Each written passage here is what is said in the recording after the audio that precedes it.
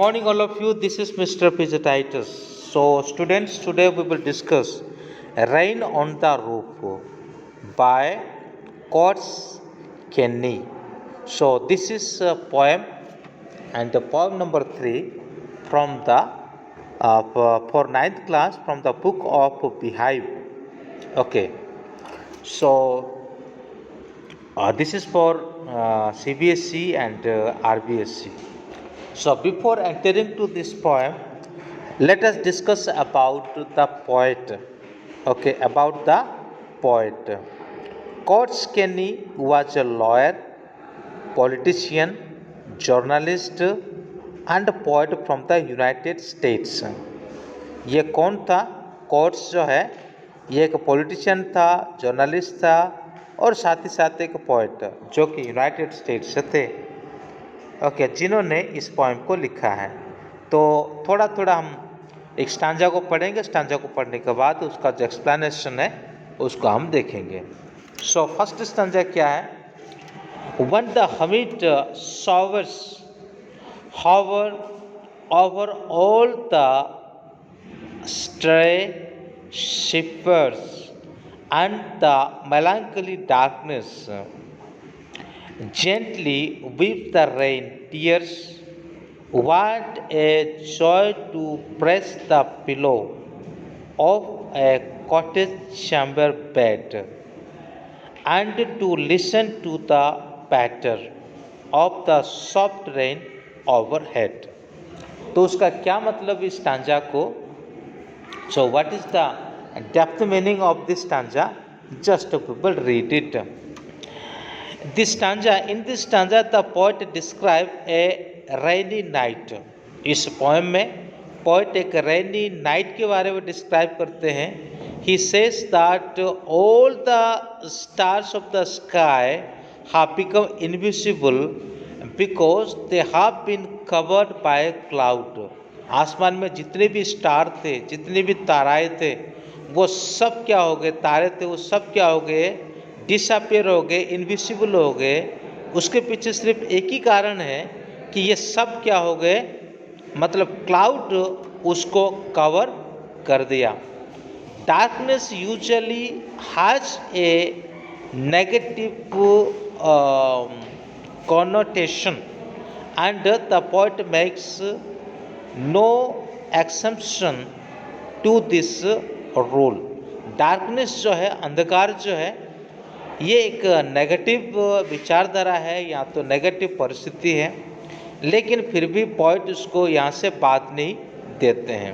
He says that the darkness is making him sad and reflective, and the rain also seems to mirror his emotion as it looks like a tear falling soft from human eyes. जो darkness है वो darkness उसको दुखी कर देता है और साथ ही साथ जो बारिश गिर रहा है और उसको वो ऐसा बताता है कि जैसे कि इंसान दुखी होता है, दुखी होने के बाद उसकी आंखों से आंसू बहता है, बिल्कुल उसी प्रकार वो ये कहना चाहता है कि बादल अब दुखी हो गई और उसके साथ वो रो रही है. यानी बादल अब दुखी हो गई और इसी के चलते वो अपना जो आंसू छोड़ रही है. उनका मानना ऐसा है, वो इस प्रकार से इसी पोएम में और ये जो पानी को ऐसे वो रिप्रेजेंट करते हैं. At this point, the only thing that can bring joy to the poet, it is call of with the pillow in the bed of a country cottage. तो इस स्थिति में पोएट को क्या कर सकता है? एक ही चीज़ शांति दे सकता है कि वो अगर किसी ग्रामीण क्षेत्र में कोई कॉटेज में, कोई घर में, यदि वो पिलो के सहारे, मतलब पिलो के ऊपर अपने सिर रख कर के, उल्टे रख कर के अगर कुछ समय तक रह जाते हैं तो उसी से उनको तसल्ली मिल सकता है. Through the rooms of the cottage may be small and ill equipped. हो सकता है कमरा छोटा हो या तो फिर वो इल एक्यूप्ड हो, यानी इसमें कोई विशेष रूप से फर्नीचर वगैरह नहीं हो. The sound of rain drops can only transform him, therefore him to recover from his melancholic mood. तो रेन ड्रॉप का जो साउंड है उसी से एक मेलांकलिक मूड जो है ना वो ट्रांसफॉर्म होता है। किनके पास ट्रांसफॉर्म होता है? पोएट के पास ट्रांसफॉर्म होता है। अब इसका जो राइम स्कीम जो है जैसे कि A B C B D E F E, अब ये आगे के भी हम सोचेंगे कि इसमें क्या है। अब मैं सिर्फ आपको स्टांजा पढ़ूंगा और उसका एक्सप्लेनेशन बताऊंगा। सेकंड पार्ट में मैं उसका जो पोएटिक डिवाइस जो है वो सभी चीज़ों को मैं कवर करूंगा, लेकिन आज तो इतना यही कवर करने हैं मुझे।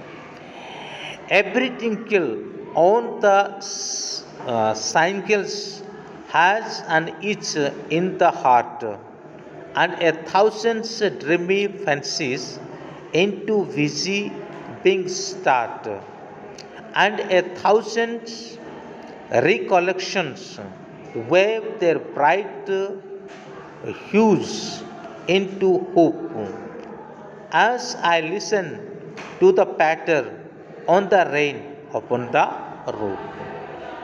In this stanza, the poet describes how the raindrops make the loudest sound. तो रेन जो है किस प्रकार से लाउडेड साउंड को क्या करती है, मेकिंग करती है, यानी लाउडेड साउंड जो है वो कैसे वो बढ़ाती है।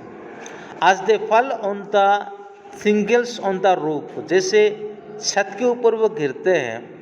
Etch sound that is made by the rain in this way is repeated the next instant by the beating of his heart.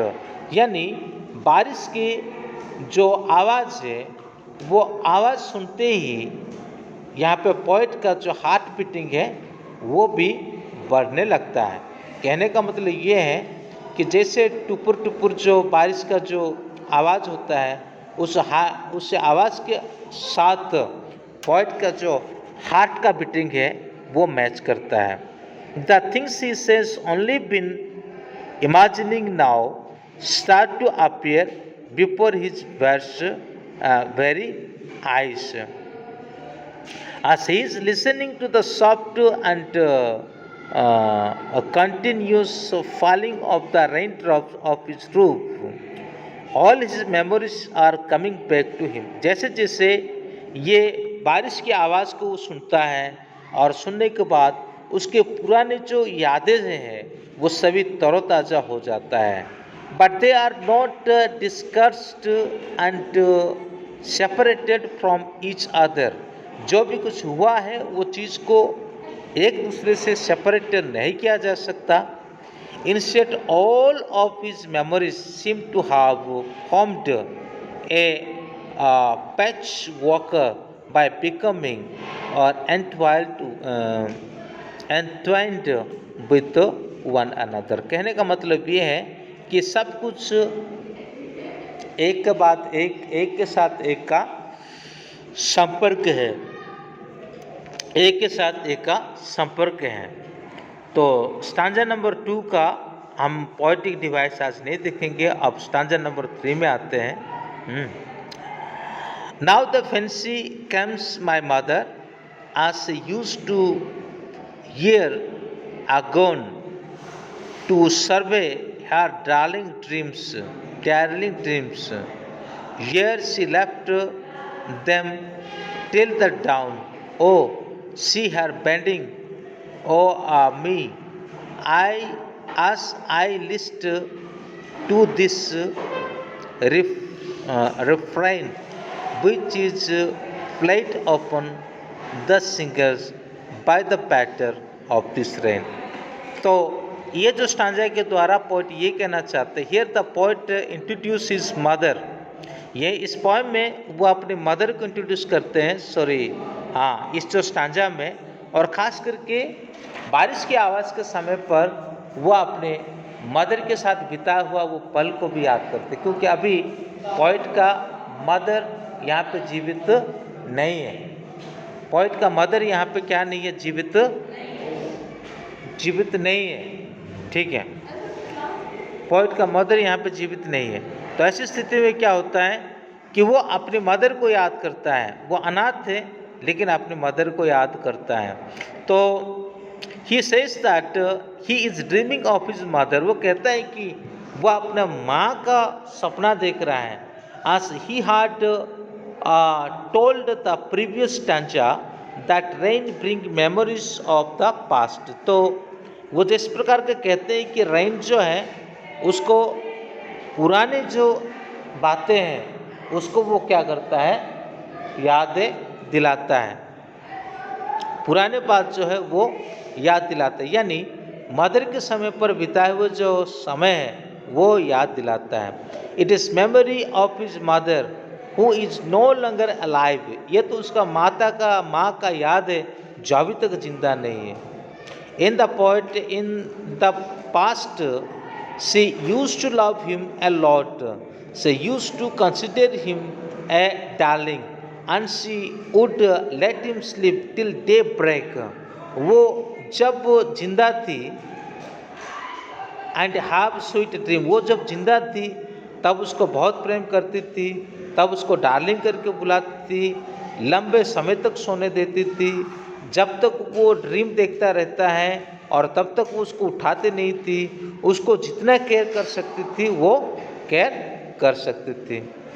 The poet can still feel that his mother is looking at him as he listens to the song made by raindrop falling on the rooftop of his room।